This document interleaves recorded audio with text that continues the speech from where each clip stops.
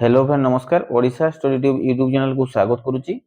तो ए नोटिस आम आलोचना करवा देवगढ़ जिले जो पिला माने होमगार्ड फॉर्म अप्लाई करथिले एवं तांकर फिजिकल होइतिला तो फिजिकल जो पिला माने क्वालिफाई करजंती तो समाने केबे लिखित परीक्षा देबे एवं केउ जगह लिखित परीक्षा देबे समाने ता विषय आम ए नोटिस रे आलोचना करवा। तो देखंतु विज्ञापन संख्या देइची 3/3/2025 अनुसार देवगढ़ जिल्लार 60 गोटी गृहरक्षी पद पई विज्ञापन दिया जाई योग्य प्रार्थी मानकर होइथिबा शारीरिक मानदंड और शारीरिक दक्षतार चयन प्रक्रिया पर मोट 1054 जन कृतकार्य होइचंती।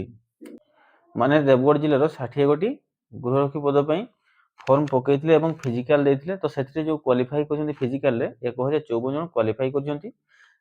उक्त प्रार्थी मानकर लिखित परीक्षा आसंता 21/12/2025 तारिख सकाळ 11 घटिका समय देवगढ़ रिजर्व पुलिस पड़िया अनुष्ठित हम ना 11टा समय केबे ना 21/12/2025 दिन केउठी हो ना देवगढ़ रिजर्व पुलिस पड़िया अनुष्ठित हम। एणु समस्त योग्य विवेचित प्रार्थी माने तांकर निजर समस्त प्रमाण पत्र माने कोन कोन आधार कार्ड भोटर कार्ड शिक्षागत योग्यता परीक्षा पटा पेंसिल और डट पेन सांगरे आनी आसीबे।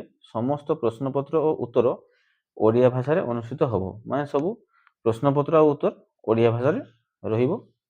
तापर कोन लिखि देखंतु समस्त योग्य विवेचित प्रार्थी माने 21/12/2025 तारिख दिन सकाळ 7 घटिका समय रिजर्व पुलिस पड़िया रिपोर्ट करी माने रिपोर्टिंग टाइम होउची 7टा समय माने सकाळ 7टा बेले विलंब रे आसीथे प्रार्थी मानकर अभियोग ग्रहण करा जिवो नाही माने लेट जो पिला माने आसीबे तांकर अभियोग ग्रहण करा जिवो नाही।